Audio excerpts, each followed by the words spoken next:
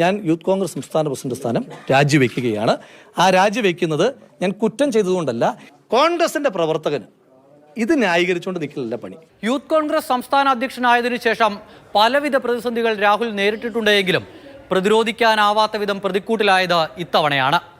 മുൻ മാധ്യമപ്രവർത്തകയും യുവനടിയുമായ റിനിയുടെ വെളിപ്പെടുത്തലിൽ പരാതിയില്ല എന്ന കാരണത്താൽ ആദ്യഘട്ടത്തിൽ പ്രതിരോധിക്കാനൊരു ശ്രമം നടന്നു. എന്നാൽ ഇന്ന് രാവിലെയോടെ ചിത്രം മാറി. തുടർച്ചയായ വെളിപ്പെടുത്തലുകളുണ്ടായി, ചാറ്റുകളും പുറത്തു വന്നു.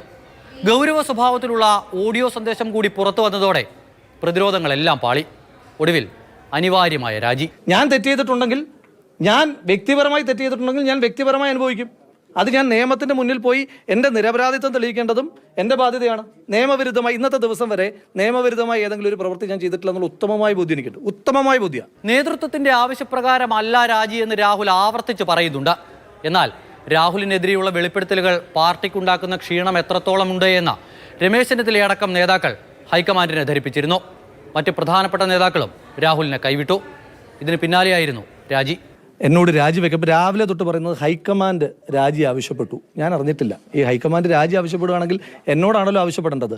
ഇനിയും ഞാൻ രാജി കൊടുത്തു എന്ന് പറഞ്ഞിട്ട് എപ്പോഴേ വാർത്ത വന്നു. അപ്പോൾ എൻ്റെ രാജിക്കത്ത് നിങ്ങളൊന്ന് കാണിച്ചു തരണം. യൂത്ത് കോൺഗ്രസിന്റെ സംസ്ഥാന അധ്യക്ഷ സ്ഥാനം രാജിവെക്കുന്നത് കോൺഗ്രസിന്റെ ആഭ്യന്തര കാര്യമാണ് എന്നും MLA സ്ഥാനം രാഹുൽ രാജിവെക്കണമെന്നുമാണ് ഇടതുപക്ഷത്തിൻ്റെയും BJPയുടെയും ആവശ്യം. എന്നാൽ ഇത് മുഖവിലേക്ക് എടുക്കേണ്ടതില്ല എന്നാണ് കോൺഗ്രസ് നേതൃത്വത്തിൻ്റെ തീരുമാനം.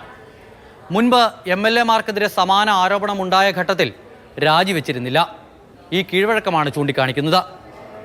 അതോടൊപ്പം തന്നെ AK ശശീന്ദ്രനും M മുകേഷും ഇപ്പോഴും രാജിവെച്ചിട്ടില്ല എന്ന പ്രതിരോധവും ഉയർത്തുന്നുണ്ട് കോൺഗ്രസ്.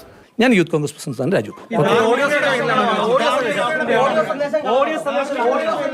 ഹൂ കെയേഴ്സ് എന്ന് രാഹുൽ ചോദിക്കുമ്പോൾ വി കെയേഴ്സ് എന്ന് പറയുകയാണ് ഹൈക്കമാൻഡ് നേതൃത്വവും സംസ്ഥാന കോൺഗ്രസ് നേതൃത്വവും.